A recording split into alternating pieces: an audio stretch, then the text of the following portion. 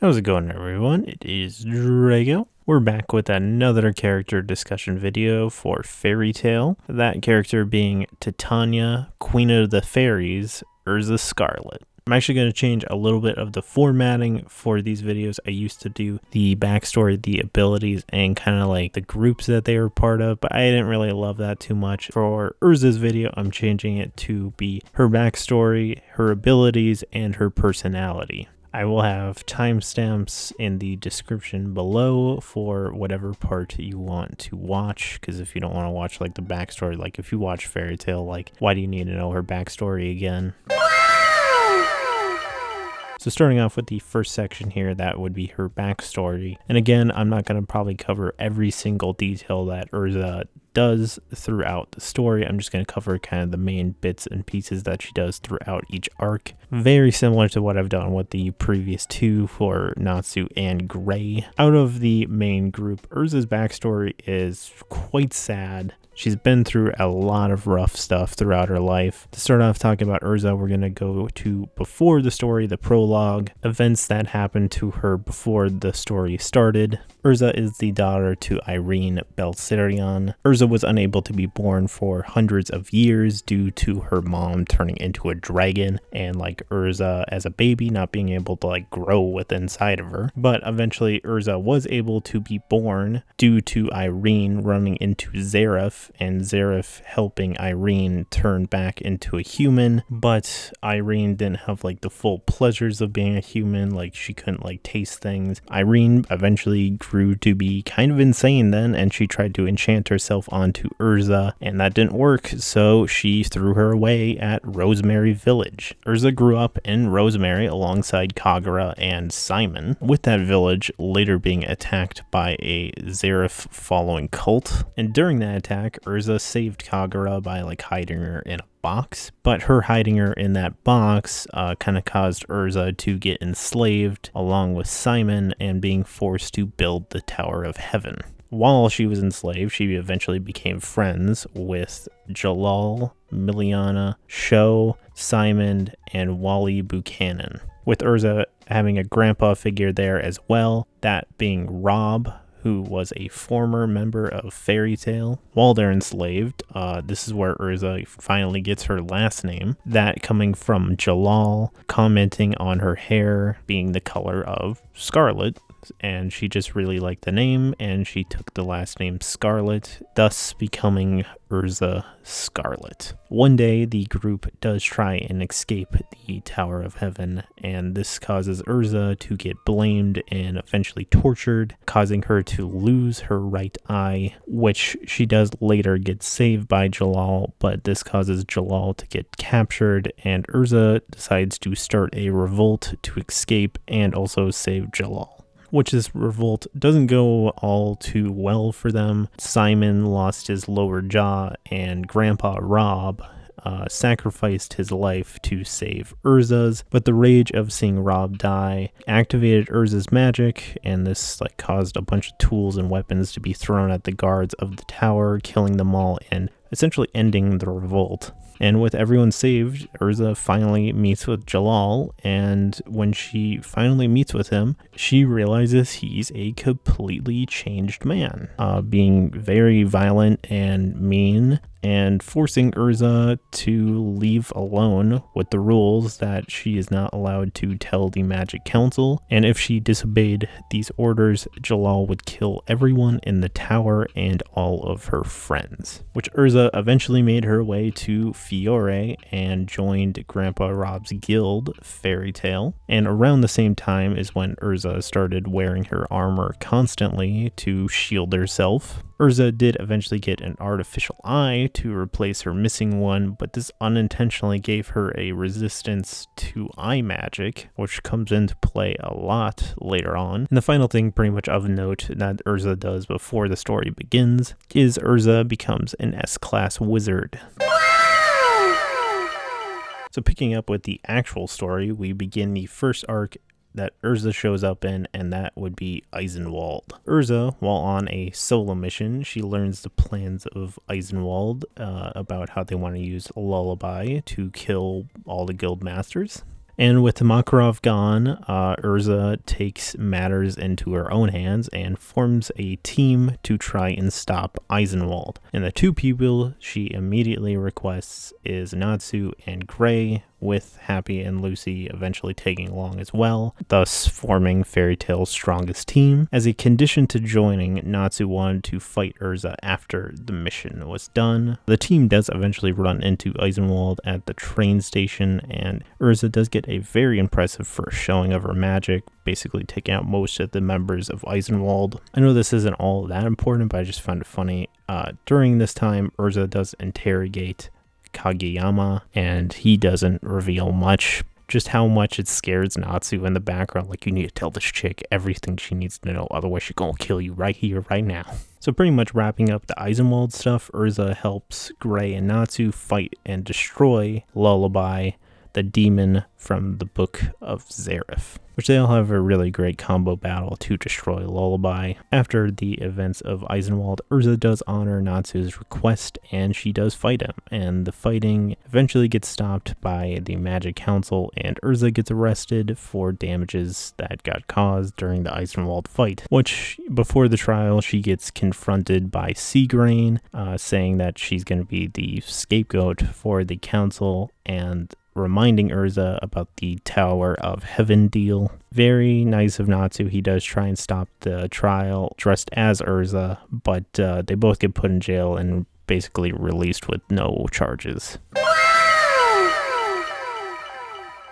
And that is the end of Eisenwald, and we move on to Galuna Island. So Erza, for the most part, takes a backseat at the beginning of this arc, but she does show up later. She gets sent to stop Natsu, Lucy, and Happy from completing an S-Class quest after Gray failed to retrieve them, which Erza does eventually arrive at the island during the Lucy versus Sherry fight and ties up Lucy and Happy, with her later running into Gray. Gray does eventually stand up to Erza here, and that is what makes Erza decide to actually help them and finish this quest. She doesn't really get to do that much during this arc, but with the villains defeated, Erza is the one that figures out the secret of the island. And with Natsu's help, they do destroy the moon, which was actually a layer that formed around the island that was created by Moondrip, thus completing their quest. And from Galuna Island, we move on to Phantom Lord. So with their quest complete, the team returns home and finds the guild hall destroyed. And Erza is a member of the raid that goes on in Phantom Lord's guild hall, and she is the one that later issues their retreat after Makarov falls. And when Phantom Lord eventually attacks the Fairy Tail Guild with the Jupiter Cannon, Erza single-handedly stops it. With her adamantium armor, her stopping that Jupiter shot caused her to completely lose consciousness. Erza does eventually later appear during the Natsu versus Arya fight, and she does defeat him very swiftly to avenge Makarov. And the final little bit that Erza does during this arc is Erza and a few other members of the guild help fight Phantom Lord's guildmaster Josei, but they could not defeat him, and they are eventually saved by Master Makarov, and he just does like fairy law and battle done. So from Phantom Lord, we go on to the Loki arc, which I know nothing really impressive happens, but this is the arc that you get Erza being in love with Theater. Turns out very terrible for everyone. She's really bad and gets stage fright pretty darn easily, but she pulls up with that giant like trailer of stuff, and she thinks she's this god tier actor. Just thought it was hilarious, wanted to chuck it in here. From Loki, we go to Tower of Heaven.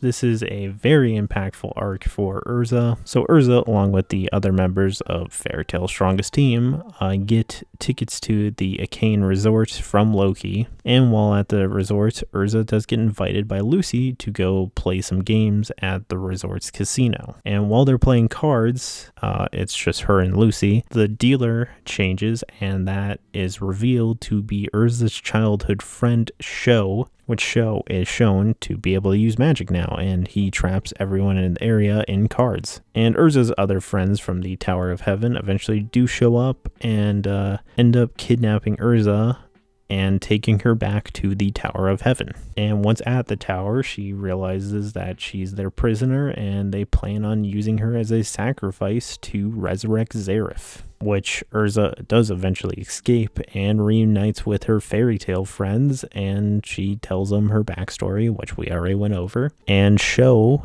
overhears this and ends up trapping Erza in a card and just books it out of there, which they are later confronted by a Trinity Raven member, Ikuruga, which eventually does lead to Erza fighting her. And this is the first appearance of one of Erza's most commonly used armor, the clear heart clothing, or the one where she's got like flame bands. So after defeating her, Erza goes on to finish things with Jalal. She confronts Jalal and pins him to the ground with a sword to his neck. Jalal, being the cunning man that he is, talks Erza out of killing him, revealing that him and Seagrain are the same person, and that he pulled the big brain plays and got the Magic Council to fire Therion at the tower, finishing its design, all while putting a binding snake on Erza to stop her from moving. And she's about to get sacrificed to the tower to resurrect Zareth, but she eventually does get saved by Natsu, thus causing Erza to cry and Natsu to get pissed and fight Jalal. During that fight, Erza does witness Simon's death because he does try and save Urza's life, and eventually witnesses Jalal's defeat, but she tries to sacrifice herself to save Natsu from the blown up tower because they cause so much destruction there. It's basically like a bomb, with Erza eventually waking up to find her and her friends from the tower all safe, and that someone else took her place as the sacrifice. With this arc ending with Erza giving a fairy tale send-off to Wally, Miliana, and Show.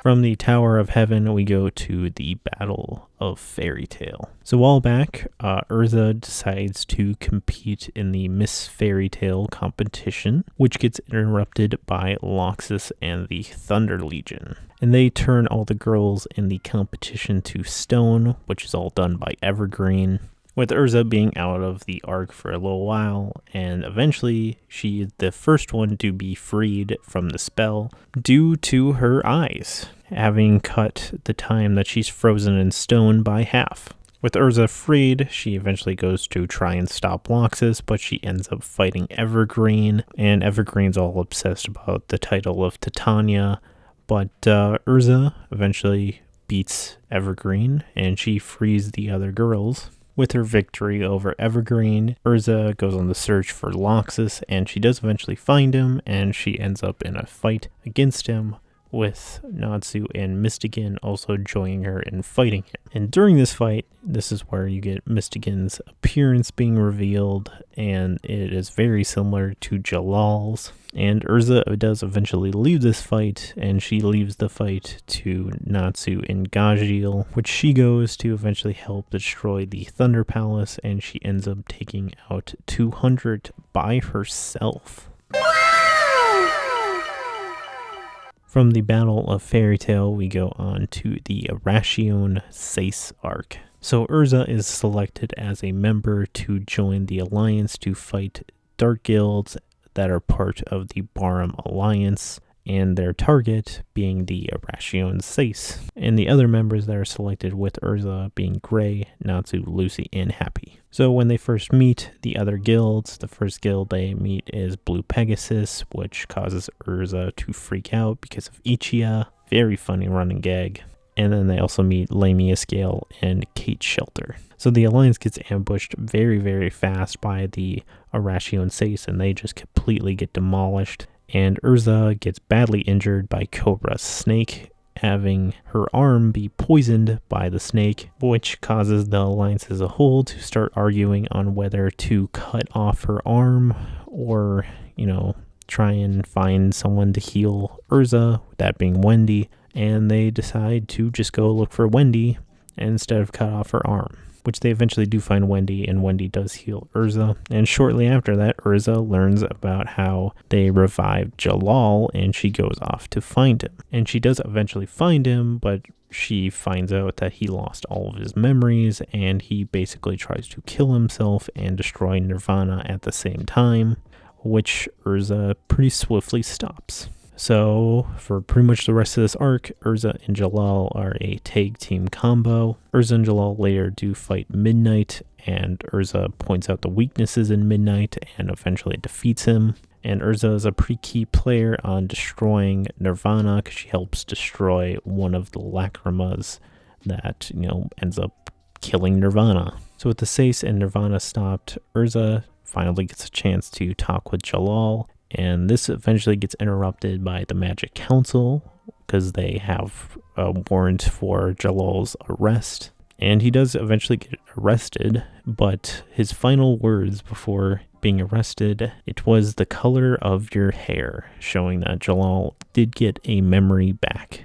And that causes Erza to basically go off alone, and she starts basically crying about what happened with her and Jalal. Very, very sad moment for Erza, because she finally gets the Jalal she knew back, and then immediately taken away from her. The Alliance later regroups at Kate Shelter, with Erza still pretty sad. And the Kate Shelter Guild eventually disappears, and, Wendy's crying and getting hysterical that all of her guild is disappearing, and Erza's the one that comforts Wendy and asks her to join Fairy Tail. With the Arashian Sace done, we move on to Edelus. So Erza and Gray both don't show up in this arc until later because they were trapped in a lacrima, which they were later freed by Gajil. And pretty shortly after they were freed, Erza runs into Erza Nightwalker, and this is round 1 of Erza Scarlet versus Erza Nightwalker, with Erza Scarlet being the victor and disguising herself as Erza Nightwalker to help Natsu and Gray sneak into the Dragon Chain Cannon room. So she helps the rest of her guildmates free the rest of their guildmates from a giant lacrima. And pretty shortly after this, you get round 2 of Erza Scarlet versus Erza Nightwalker, with Nightwalker admitting defeat to Erza, but also having her heart changed by Erza Scarlet, basically both saying that they're both Erza at the end of the day, and they share a final farewell as Erza is sent back to Earthland. And from Edelus, we go over to Tenro Island. So Erza, being an S-class wizard already, Erza is tasked with helping fight and select a new S-class wizard. Erza is tasked with guarding Path D, and Erza ends up fighting Lazana and Juvia, and she defeats them pretty swiftly. With later Grimoire Heart invading the island, Erza and Juvia get confronted by Meldy, with Erza eventually leaving the fight to Juvia, while Erza went off to go help her other guildmates, but eventually runs into Azuma, and she has a pretty lengthy battle with him that damages the Tenro tree, with Erza eventually prevailing in the fight due to her desire to protect her friends. So Erza does eventually regroup with Natsu, Gray, Lucy, Wendy, Happy, Carla, and Lily, which that group goes on to fight Grimoire Heart's leader, Hades, and they get overpowered pretty darn fast, but they have some great teamwork in there. But they eventually get helped out by Loxus, and they eventually claim victory over Grimoire Heart and defeat Hades. And celebrating their success in the fight and kind of thinking about how they're going to do the S-Class trial now, the guild gets attacked by Acnologia, and eventually forcing the guild to use Fairy Sphere to save themselves, thus ending Tenro Island and moving into the 7-year gap. Fairy Spear finally gets lifted, and the group returns home, and they eventually realize that 7 years have passed and that their guild is no longer the #1 guild anymore. Erza joins with her friends to go train for the Grand Magic Games, and they're trying to reclaim their guild's #1 spot yet again. So while training, Erza runs into Jalal, and they eventually find out that he escaped prison, and Erza gets to share some nice moments with Jalal, and eventually learning that he regained his memory and his mission with Crime sorciere. Their encounter eventually leads to Erza gaining a second origin from Ultir. From the 7-year gap, we go into the Grand Magic Games. Erza participates in the preliminary round of the Grand Magic Games alongside Natsu, Gray, Lucy, and Elfman. Elfman being a last-second replacement for Wendy. They fight their way through the labyrinth and they claim a spot in the Grand Magic Games, and they claim the 8th and final spot for the games. So right after they get their placement, Erza has a run-in with Miliana, and she hasn't seen her for years upon years, so they kind of reminisce, but then also she explains her hatred for Jalal and, also talks about Wally and Sho. Pretty much right after this as well is when you get Erza running into Gray and telling him to give Juvia an answer if he loves her or not. We skip ahead a little bit, and on the 3rd day, Erza takes on the 100 Monsters Challenge, and she single-handedly defeats all the monsters solo, which she gets a great shot at the end of that battle with her raising her arm in the air with her sword and proclaiming victory. So on day 4 of the games, Lucy gets beaten by Minerva in the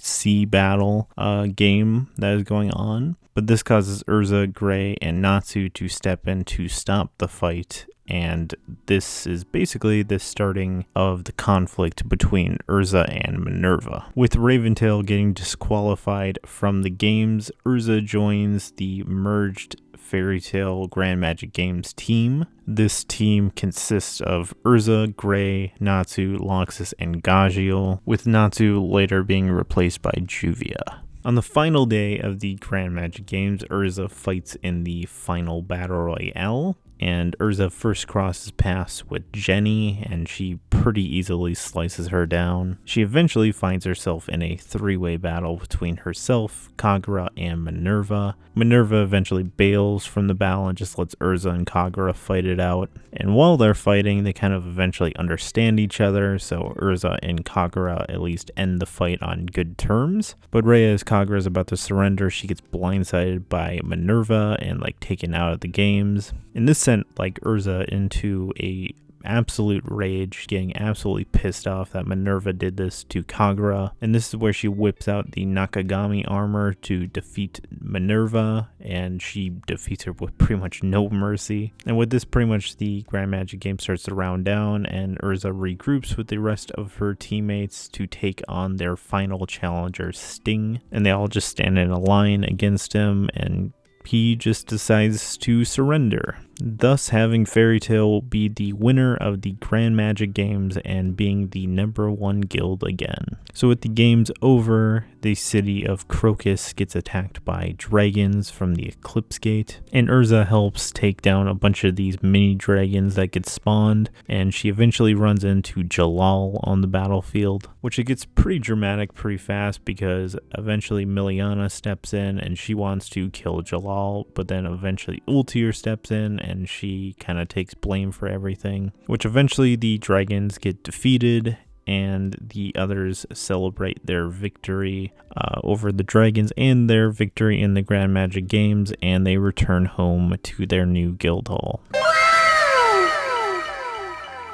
Thus being the end of the Grand Magic Games and the beginning of the Sun Village. So Erza starts this arc by trying to find Natsu and Gray as they have been requested for a job, and Natsu and Gray are just kind of out doing their own thing. They eventually find the two and they're fighting, and Erza tries to stop the two from fighting, and she ends up getting punched in the face by Gray and Natsu, which ends very badly for Natsu and Gray because they got the full rage of Erza Scarlet on them. But Erza does take along on the mission that Natsu and Gray were tasked with, and they meet with Warren, and he was a former member of Fairy Tail, and they learn about the Sun Village. While at the village, Erza starts investigating by herself, like what happened at the village, why they're all frozen, and in her investigation she gets turned into a little kid, but then she also gets ambushed by Minerva. which starts as an absolute stomp by Minerva. She's beating up Erza with no mercy whatsoever, and Erza has absolutely no way to fight back because she has the strength of a little kid. Just as Minerva's getting ready to kill Erza, she gets turned back into an adult. But this fight pretty much ends in a stalemate with both of them kind of being turned into little kids and then Minerva just bailing out of there. Also at this point was right when the Sun Village was getting melted as well, and they just finished their job essentially.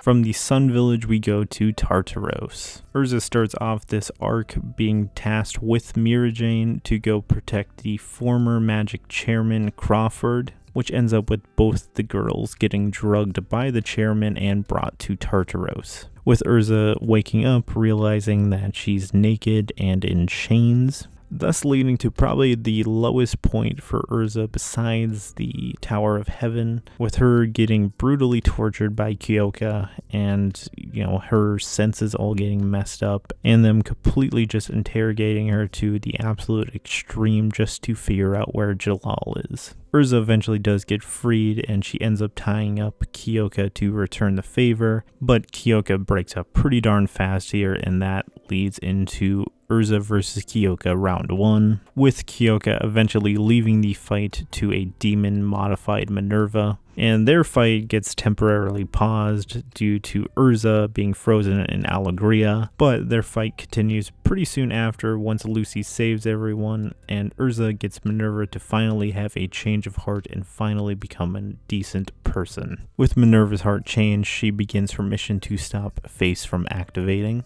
And this begins Erza versus Kyoka round 2, which led to Erza getting stripped of pretty much all of her senses except for her pain, which Kyoka amplified like tenfold. But Erza does defeat Kyoka, with Minerva actually finishing her off. Erza has a pretty sad end to this arc as well, with her sitting by a river and she's just completely destroyed by what happened to her during Tartaros, and she's like reliving that, but she's also reliving her memories of the Tower of Heaven. But she does eventually get comfort from Jalal, and Jalal helps her get over that trauma. With Tartaros ended, we go into a time skip and we enter into Avatar. So with the guild disbanded, Erza enlists Gray's help to spy on a dark guild named Avatar. She eventually joins her guildmates in fighting Avatar and fights a member of Avatar named Jerome, showing off a bunch of her new armors. With the dark guild Avatar defeated, Erza celebrates the newly revived fairy tale.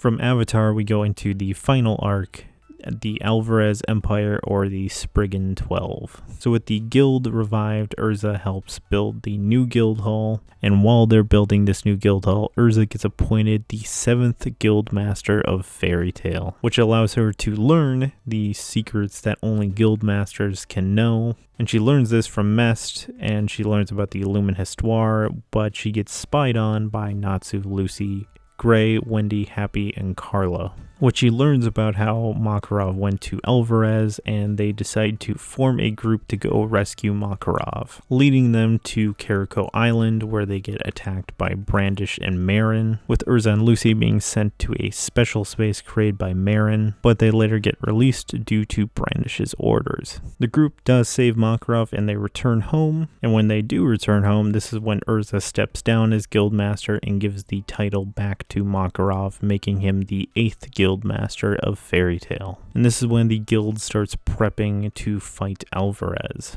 And while they're prepping, Erza and Wendy get a pretty nice moment together, and Erza realizing how much Wendy's grown in this time, and them like looking out for each other. Once the battles start getting kicked off here, Erza starts off by fighting one of the Spriggan 12 members, and that member being Agil, and Erza wins the fight by using Nakagami's Starlight and also a lot of help from other people. So Erza gets tasked with defending the south, joining sides with Kagura during her fights. So the group ends up fighting Nineheart, and Jalal does eventually join into this battle as well. So during this fight, Erza is forced to fight previously dead enemies and also a fake Simon. So Nineheart has Ikaruga, Azuma, and Kyoka all fight Erza at once. Erza just like intimidates all the ghosts away, but kind of leads to her like looking like she's practically dead or whatever, where like Jalal thinks she's like dead and he ends up finishing Nineheart. So with Universe 1 casted, the guild kind of finds themselves trying to take back the guild hall from Alvarez and the Spriggan 12. So Erza helps fight the Alvarez army, and she also witnesses Makarov casting Fairy Law, almost killing himself, leading to her eventually finding Natsu and Gray fighting, and she gets forced to stop them, and it kind of breaking her heart seeing those two fight just while seeing her master die at the same time practically. So while they're all kind of making up, the group gets ambushed by Irene, leading to Erza and Wendy having to fight Irene. And this is where you get Irene telling Erza her backstory and how she's Erza's mom. Gotta give it to Erza because she does not get swayed by her stories at all and just continues to attack her for attacking her guild.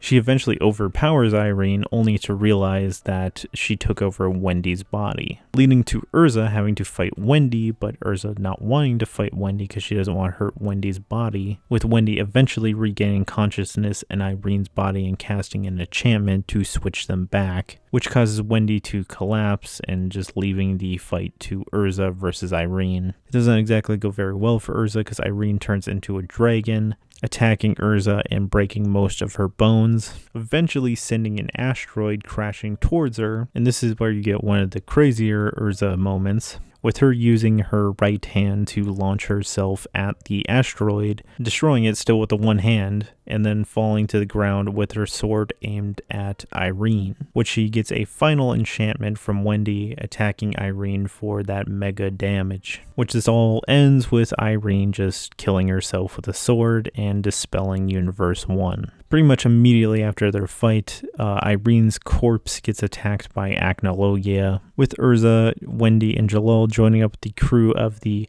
magic bomber Christina to try and lure Acnologia into a trap, which doesn't work very well. And Erza ends the story 1 year later, attending Lucy's book ceremony and joining them on the 100-year quest. Changed me. It's why I'm the woman I am today. Why I keep my heart open. Why I was able to find my true family. For the next section here, I'm going to talk about Erza's personality, which is a new segment for these videos, so, tell me if you like it or not. Erza, with how much she's been wronged in life, it's pretty darn surprising that she even has a remotely kind personality. When she was younger, she would cry quite a bit, mainly what happened to her during the Tower of Heaven, but also what happened to Rob, Jalal, and her friends in the tower. It really wasn't until she kind of had a run-in with Gray, to where she was crying by a river, to where she kind of became stronger and kind of got herself out of that, even though she was still haunted by that. But even up until the Tower of Heaven, Erza still didn't want to open up to anyone or share anything about her personality, hence why she was wearing armor all the time to protect her heart from what she endured as a child. It wasn't until the Tower of Heaven arc and her fight with Ikaruga to where Erza finally gains confidence in herself and security to share her heart with others again, which in general I'd say Erza is very compassionate. She has a lot of kindness, she's strong, she's inspiring, full of passion. She can be quite strict and even scary, but that's mainly for Natsu, Gray, and also enemies of the guild, which you get characters like Jalal saying that Erza was full of kindness, brightness, and warmth. She does have a few unique personality traits, such as like her obsession with sweets, cakes, and like strawberries. You wouldn't think that Erza has a fashion sense, but there's been times where she has been shown shopping for clothes and thinking what would look good on her, which that was mainly shown in the first fairy tale movie. At times she does have a pretty unusual sense of modesty. For pretty much everyone except for Jalal, she has no problem with them seeing her in like skimpy clothes or naked. The prime example of this being her bathing with Natsu and Gray when they were children, and even still was going to do it as adults. But anytime she's even remotely like skimpy or naked in front of Jalal, she immediately wants to cover herself up, probably due to her having feelings for Jalal. For the most part, her personality has stayed pretty consistent throughout the story, but you get a few pretty impactful moments on Erza throughout the story, which obviously Tower of Heaven is a very big one, which I kind of already covered right before this. I definitely say the most impactful besides Tower of Heaven, it was probably Tartaros, with Erza being drugged, tortured, and humiliated throughout that whole arc. She does eventually conquer the demons that did that to her, but she still has to be stuck with these scars from that, because even with the arc over, what happened to Erza at Tartaros still stuck with her very much so, because she was very unsure of how she was going to get over it, because it was constantly like replaying in her head over and over again. What she did eventually get Jalal to help her, and he said that she's the path of light while he's the path of dark, and she most definitely has the strength to conquer what happened to her, and that really did help Erza get over what happened to her at Tartaros. Yes, it still at times would come back to her, but she kind of like think of her friends and all that to give her the strength to get over it. So the final arc, I would say, probably didn't impact Erza as much. She did have a few impactful things happen to her during that arc, with her witnessing Makarov's quote-unquote death, and then having to stop Gray and Natsu's fight. I think that really expressed her love for them, and also kind of her love for Makarov, how she was shedding a tear for Makarov, and how pointless it was for them to fight, and she even like says she loves them at that time. Even with the reveal of Irene being her mom and, you know, her fighting Erza, I think that really showed her commitment to the guild and how that kind of really became her family, because she had absolutely no problems fighting Irene to save her friends of that guild, even though she is her mom. My arsenal is equipped with only the most powerful pillows. Most powerful? Now we move on to Erza's magic and abilities, which, my goodness, I'm not really looking forward to covering this section, because my goodness, she has a lot of armors to go through and each one has its own abilities. So I'm going to start off by talking about Erza in her base form, so like no requip, nothing, just what she can do in her base form. So starting this off, she is a master swordswoman. She's gone against quite a few very high caliber, like other swordsmen, swordswomen as well. She's not just limited to using only swords as well. She's been shown to use swords,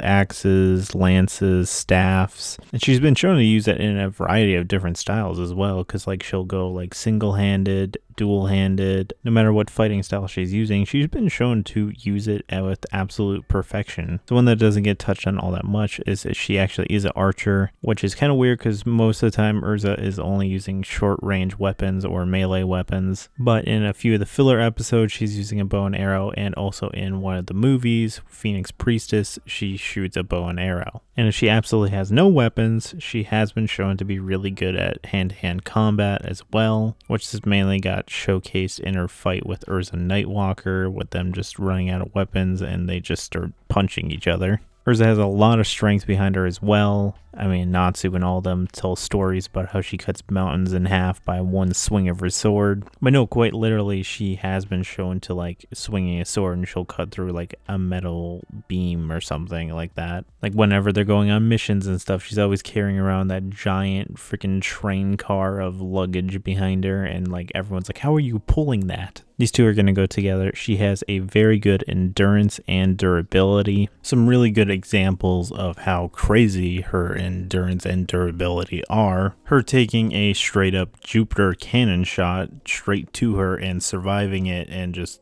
passing out after it, but she just took that whole shot just to herself. When she took on the 100 monsters in the Grand Magic Games, I mean, she was really winded at the end of that, but she took on a lot of fighting and a lot of monsters all at once. Pretty much everything that happened to her in Tartaros, really good example. And the final thing I would probably say is her, during her fight with Irene, having pretty much all of her bones broken, but she still jumped up and destroyed a meteor, which this pretty much goes without saying. Her magic power is pretty insane. Some bigger feats being obviously the Nakagami armor, the 200 swords to destroy the Thunder Palace. An additional thing that Erza has in her base is she has the artificial eye she got as a child, which reduces pretty much all eye magic against her. Getting into her base magic now, and this is still no armors yet, just like what her base magic can do. So her magic is requip. Specifically, her brand of requip is called the Knight. which allows her to swap her weapons and armor on the fly, which she's said to have over 100 different weapons and armor, which she can mix and match them. Like, for example, she could take the Thunder Empress armor but use like a flame sword. She actually has her own like kind of inventory to where she can view her armors and weapons and organize them and kind of decide how she wants to,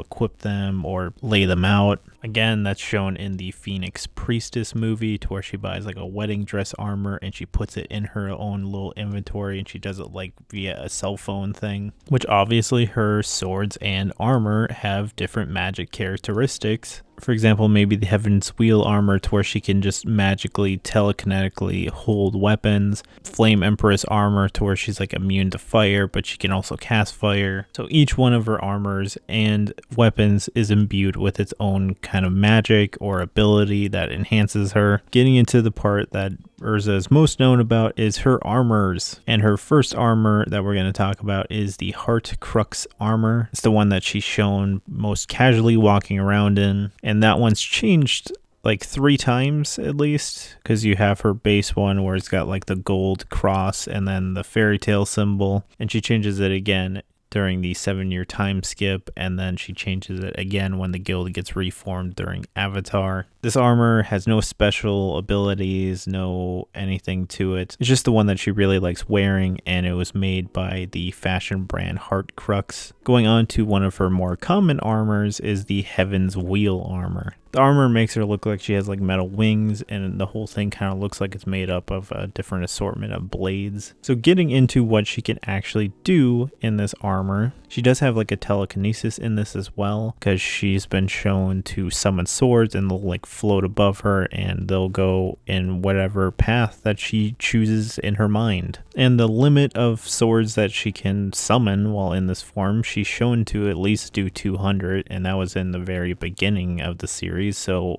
I'd imagine by the end of the series she can summon a lot more than 200, because she was really only capping out at 200 just because she was running out of magic power. The Heaven's Wheel armor lets Erza have the ability to fly.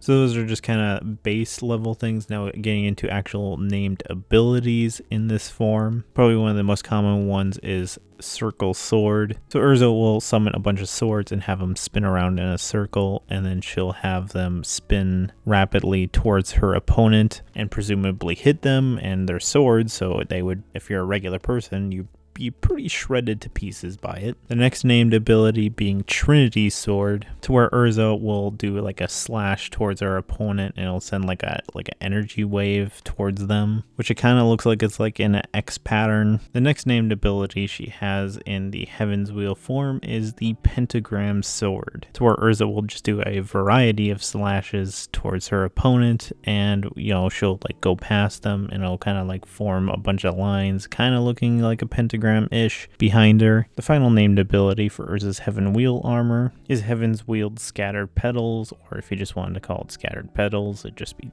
Scattered Petals. So Erza will fly towards her opponent and slash them in like an X manner with her 2 swords, and as she flies past them, she has a bunch of swords that she summoned at will, and she'll have those swords fly into that opponent as well. It's a pretty cool attack, and she uses it to defeat Arya during the Phantom Lord arc. Our next armor is the Black Wing armor. So Erza is in just a completely black armor with like silver crosses throughout little pieces of it, with the armor having 2 pretty big wings behind her as well. In this armor she also gets the ability of flight, but it's pretty much the exact same as the Heaven's Wheel armor. So the Blackwing armor increases Erza's offense pretty exponentially, and especially if she uses it in conjunction with any other weapons that she has, she can like really deal a lot of damage. And the only named ability she has in this form is Moon Flash, where Erza will rush past her target, slashing them with a cross pattern. We go on to Erza's Flame Empress armor. This armor gives Erza some ponytails, but it's mainly just orange, red, and black. She has wings behind her as well, and the whole thing has a whole aesthetic of looking like a dragon. Like the gloves and the boots are very much like dragon claws and dragon feet. And even in her hair, she has like horns as well. The first ability that this armor grants Erza is a resistance to flames. It doesn't make her completely immune to it, but it does reduce the destructive power power of like flame attacks. This armor also gives her the ability to use fire magic. She does so through the sword that comes with this armor. Now in the main series she doesn't have a named attack with this, but in 100-Year Quest she does, and that's called Soaring Flame Blade. I'm just covering what she does throughout the entirety of Fairy Tail's run, and I'm not going to really count 100-Year Quest because that's going to be its own separate thing. The main reason why I'm not going to just say anything about it is because if you don't want to know what the attack is, I don't want to spoil 100-Year Quest for you. Erza's next armor is the Giant Armor. This armor puts Erza in a yellow armor with giant spiked shoulder pads, and one of her arms has a giant gauntlet on it compared to the other one, which is the one she uses during Galuna Island. So this armor also comes with a lance that goes hand in hand with that giant gauntlet on her arm. So what this armor does, it increases Erza's strength in her throwing power. Again, the prime example of this being Galuna Island, where Erza threw a spear at the moon above Galuna Island. Erza's next armor being the Adamantian armor, where she gets 2 giant shields on each arm that she'd put together to make one big shield in front of her. I'm pretty sure it's an Easter egg towards Marvel because there's a metal in Marvel named Adamantium, and it's basically indestructible. Think Wolverine's claws or his whole skeleton. So by base, this armor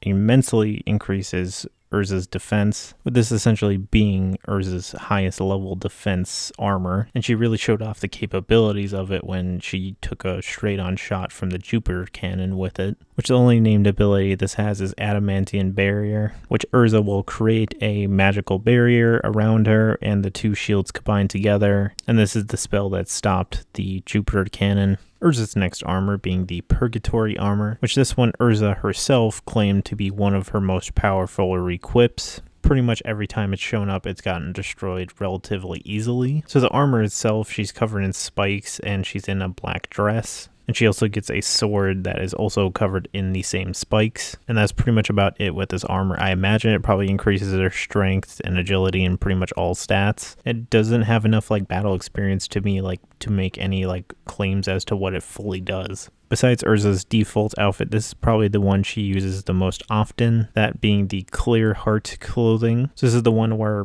Erza is basically not wearing anything on the top except bandages around her chest, and then she's got the flame pants, and then her samurai swords. The outfit itself does not have any special properties. She mainly only donned the clothing when she finally opened up her heart again and saying that she didn't need her armor. So by base, Erza can dual wield swords in this form. Also while in this form, she's had those swords enchanted by other characters, aka Wendy putting Sky Dragon magic on the sword, but going into her first named ability, she only uses one blade, that ability being Spectral Sword Crimson Blossom, which Erza herself says this is the blade that cannot be held without shedding all armor. So Erza will focus all of her magic power into the blade for maximum offense. There's a few other things that happen within a 100-Year Quest with this armor, but again, I'm just not going to cover that. Also, pretty much all of her attacks are differently named between English and Japanese. For English, her swords are called Spectral Blades, and then for the Japanese, it's Demon Blades. Going on to Erza's next armor, that being the Lightning Empress armor. So Erza gets a very long braided hairstyle, and the whole armor is white and gold. By base, this armor gets a lightning resist,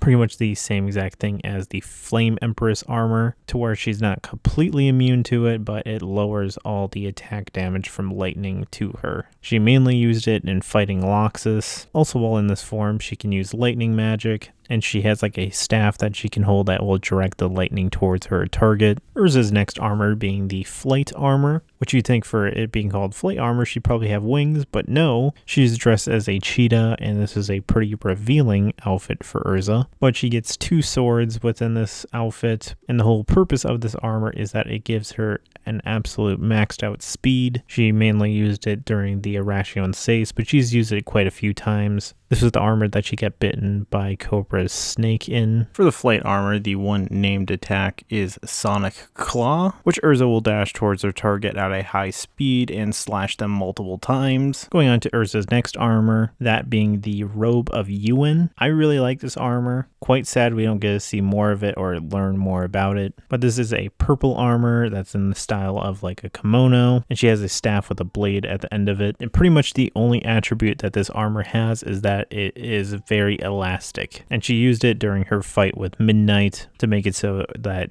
he couldn't wrap the armor around her because it was already stretching. Going on to Erza's next armor, that being the Morning Star armor. So for the most part, this armor is like white, except it's got like purple and yellow little like shield covers on her arms and legs, and she does dual wield 2 swords in this form. So this armor grants Erza the ability to like emit a bright light from herself, with probably the goal to blind your opponent. She used that light emitting ability when she was fighting Agil to have her be a beacon, so Biska could shoot a cannon shot at like Agil. So a secondary ability that she can do in this armor, she can use those twin swords to unleash energy blasts. So she'll like charge up the swords and she'll send an energy blast towards her opponent. And the one named ability in this form is Photon Slicer, where she brings the 2 swords together and she charges up a blast and fires it at her opponent. Erza's next armor being the Armadura Fairy armor. So this armor is pink throughout and it has a lot of like fairy wing inspired like accents to it. She gets 2 swords which also have the same kind of winged accents to it as well. And this armor was also declared the strongest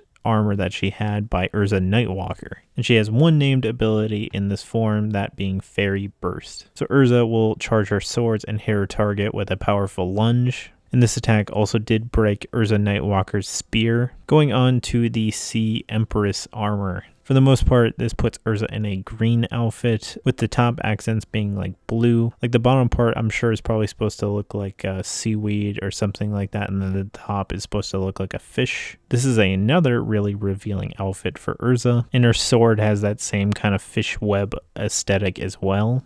So just like the flame and lightning, she gets water resist in this form, to where it just reduces water attacks but does not completely make her immune. And she also gains the ability to use water magic while in this form.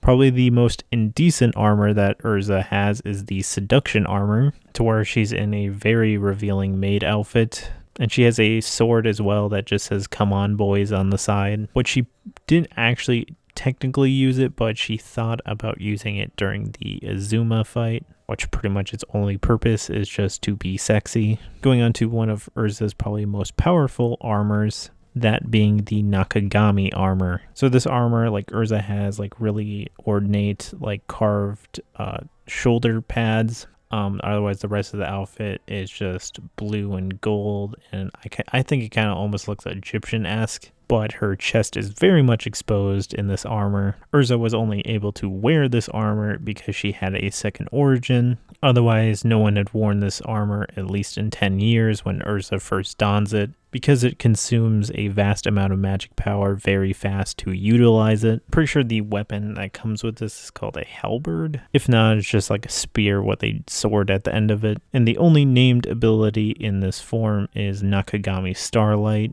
where Erza will dash towards her target with that halberd with her magic imbued into it and strike them very swiftly with it, hence kind of looking like a star when you do this full attack. Going on to the Piercing armor, which is the most probably knight-like armor that Erza uses, being in a complete set of armor and having a giant lance that she uses in this armor. And surprise, surprise, she mainly used this armor to pierce. She used it to attack Kyoka during Tartaros, and she pierced a giant hole from like the jail cell all the way through Tartaros and going outside the guild. The next armor being a very cool armor for Erza, the Ataraxia armor. The armor itself has Erza in a pink and red dress, and she has a bunch of blades behind her that look like wings, and they're actually floating on their own. The whole point of this armor is that she has complete control of the blades. She can use them to attack, she can use them to defend, which her swords in this form also have a very special ability as well, as they can also cut you without even striking you, because she used it to defeat Jerome. She didn't even like move a finger, she was just pointing her sword towards him and it just had a bunch of invisible slashes attack him. And she has an attack called Soaring Blades, to where she'll take the blades from this outfit and send them flying towards her target, being able to attack whoever she wants with them. Erza's next armor being the Red Black Twin Blades armor, which Erza has the appearance of being in a bunny girl outfit while in this form. And she has one blade being red and one being black, which she can combine the two swords into one sword, which she has a named attack in this form called Crimson Black Twin Blades, to where Erza will strike both the swords into her opponent and it'll like leave this like energy wave pushing them back. Erza's next armor is the Wind God armor. She gets a pink outfit and it has two wings coming out of her hair. So while in this form, she has a sword that can control wind, but she also was using the Sea Empress sword, because at the time when she was using this, she was fighting Agil. I'd imagine just like the other elemental armor she has, she probably has a resistance to wind in this armor. She also gets the Wind God sword, which gives Erza the ability to control wind. The next armor is an armor that Erza doesn't use in combat, but it is called the Farewell Fairy Tale armor. This is a very elaborate armor. It has armored pieces, but it's got Erza in like a dress. She has like a big cloak over her as well. And she does have kind of like a spear type weapon, but it has a flag of fairy tale on the top of it. And the whole purpose of this armor is it's an armor that she uses at Fairy Tale's farewell ceremonies. So when a member of the guild or allies, in the case of Miliana, Wally, and Sho, when they want to leave the guild, this was the armor she was wearing to say goodbye. Now we move on to the movie armors. The first one being the wedding armor. So Erza is just in a wedding dress. I don't think it particularly gives her any abilities, but when she was fighting in it, she said she had like the spirit of a bride. Now this next one I couldn't find the name of. She's using this armor while she's shooting the sacred arrow in the Phoenix Priestess movie. And Erza's kind of like in a kimono-y style outfit again, and it's white and red. And she has a bow and arrow. I honestly have no idea if this armor has any special abilities or not, but I imagine it has something to do with archery. So for now, I'll just call it the Sacred Arrow armor. The final movie armor being the Celestial armor, which has Erza in a very skimpy outfit, which is the colors of blue and gold, which most of her body is revealed in this. For the most part, she was fighting with her like feet in this. While in this armor, she was using heavenly body magic, and she eventually used the named spell Grand Chariot, which is very notable since that is Jalal's main spell. She basically formed a bunch of magic circles, which summoned a ton of magic power at her location. I will say her Grand Chariot is very different from Jalal's. Like Jalal's, yes, he's got the magic circles on the ground, but it forms like kind of like the Great Dipper. Hers just kind of formed like random lines on the ground, and she just kind of like dragged them into the magic circles, and it sent like a beam of light to them. But in essence, what it's supposed to be is, you know, you got the magic circles on the ground and it sends like a bunch of magic asteroids like crashing towards you. That being the end of Erza's regular armors, I am going to mention a few of the filler armors. So these weren't technically part of the main story. I'm not going to go too in depth on them. I'm just going to pretty much say what they are. I'm basically just going to give each one of them a shout out, not really go too much in detail about them. The first one being the samurai armor. She was using it during the Eclipsed Spirit arc. The strawberry armor, which Erza was just in a pure strawberry outfit. She was using this to lure in like Vulcans. The workout armor, which was the filler episode where they're all racing to not be last. She just re-equipped it into like a regular shirt, pants, and like sunglasses and a hat. And then you can take your pick on this one, but Bunny Girl or equip.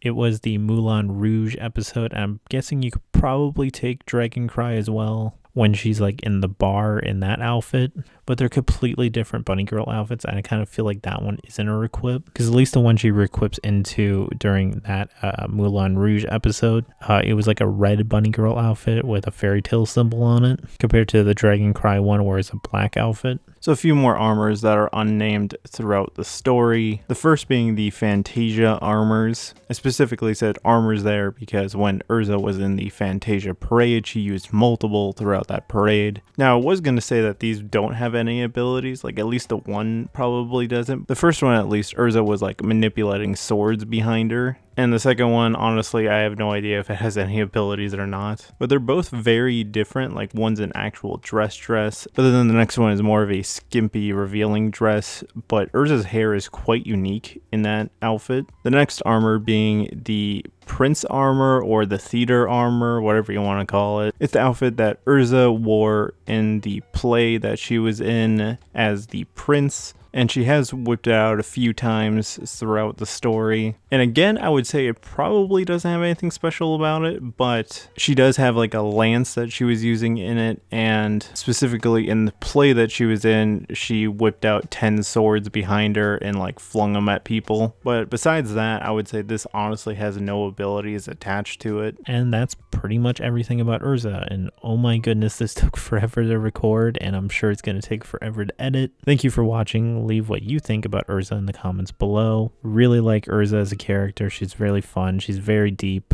It has a very sad and happy story at the same time. Thank you for watching, and this is Trago signing out.